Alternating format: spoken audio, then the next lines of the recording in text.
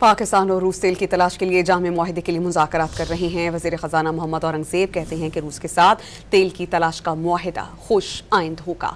रूसी खबर-ए-सा एजेंसी को इंटरव्यू में वज़ीर ख़ज़ाना ने बताया कि इस वक्त दोनों ममालिक के वज़रा तवानाई इस हवाले से मुशावरत कर रहे हैं कि रूसी वज़ीर तवानाई के मुताबिक रूस पाकिस्तान में ऑयल रिफाइनरी को अपग्रेड करने पर गौर कर रहा है। पाकिस्तान ने 2023 में रूसी तेल खरीदना शुरू किया। वज़ीर ख़ज़ाना मोहम्मद औरंगज़ेब कहते हैं कि पाकिस्तान में एक और स्टील प्लांट लगाने के लिए रूस से बातचीत जारी है।